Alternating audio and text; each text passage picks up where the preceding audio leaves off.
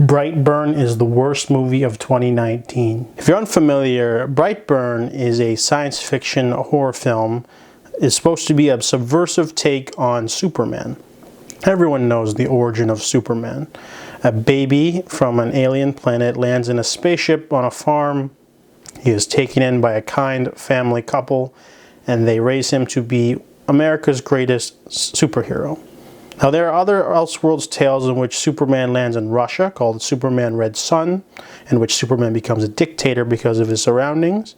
There's also the Justice League Gods and Monsters storyline, in which Superman is the son of Zod instead, and he lands in Mexico. In that version, he's also super violent and he kills as well. Brightburn is supposed to be an original science fiction horror tale that's supposed to be The Omen meets Superman.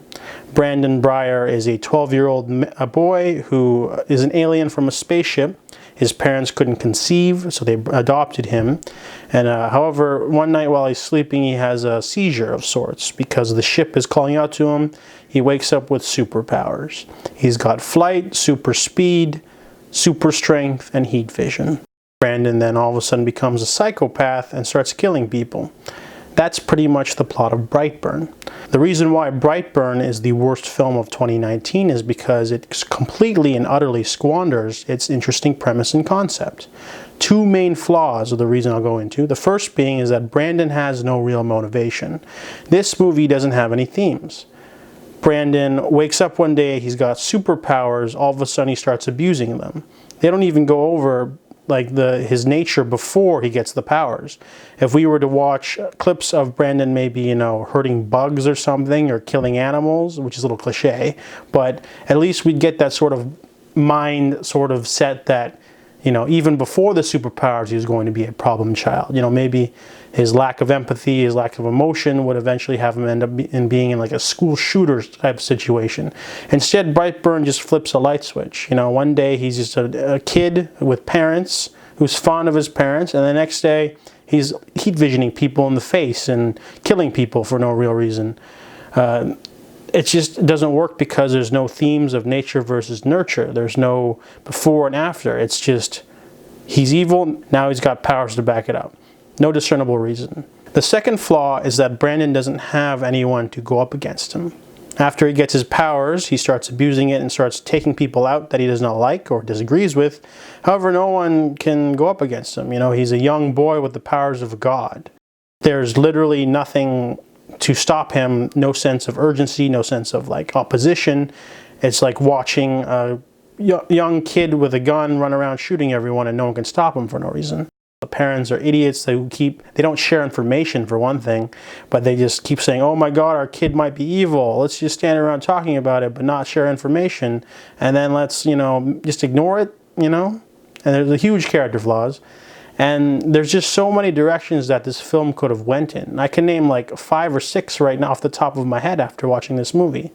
Let's go. I'm just going to name them now. They could have someone follow him, land on Earth as well, and try to take him out because they know that the threat he is to Earth. It would also give us some backstory of why he was there, why he was sent to Earth, and have an antagonist for the film. Another one could be he gets bullied at school, takes out a kid.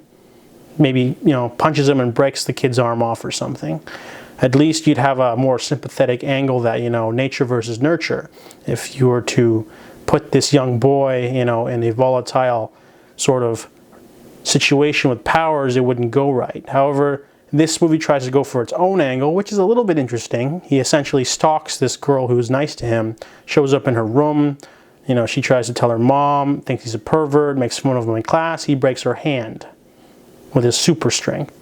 There's that scene in Man of Steel where, you get to watch young Clark Kent get bullied, and he could take them all out, but, he can't. He can't fight back. And his dad even has that talk where he has to decompress and talk about how, it's really not fair.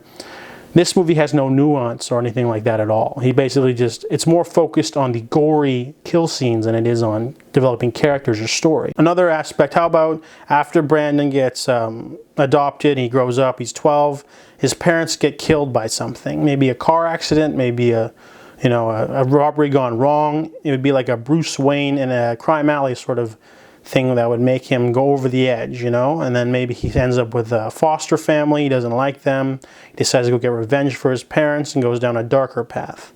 Even that, I was actually waiting for that sort of moment to happen in the film. I was waiting for that moment where he accidentally kills his mom with heat vision or something, or he kills a bully, you know, that sort of event that just puts him on the dark path. But there's no event like that. He just becomes evil, and it's really weak writing. Another storyline they could have done would be having Brandon maybe, you know, wreck a bully or something and the parents cover it up. Maybe they sort of cover up for him, and it could be a nice theme of entitlement. How, you know, even though he's, you know, definitely in the wrong, the parents think he can do nothing bad, and then it ends up creating a sort of nature versus nurture situation where they baby him too much to the point where he thinks that he can do whatever he wants, and now he has the power to do it.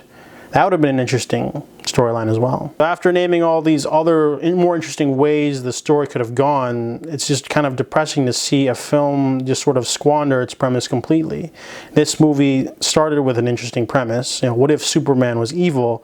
But they didn't decide to work backwards into developing why the child would be evil, or, you know, coming up with an interesting story, or coming up with, you know, anything besides the gory kill scenes. If there's anything to be praised about this film, is the original take on him stalking the classmate, which is something I didn't see coming, and maybe the gore effects are really cool, especially for the three big kill scenes. However, besides that, the movie has nothing else to offer. It tries to set up a sequel. However, it doesn't get the first one right. Brightburn is a very lazy, weak-plotted movie that just doesn't really deliver on its concept.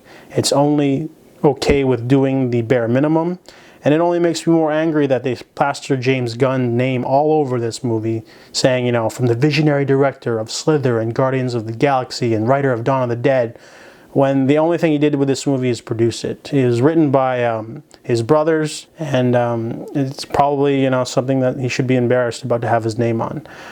That is why Brightburn is the worst movie of 2019.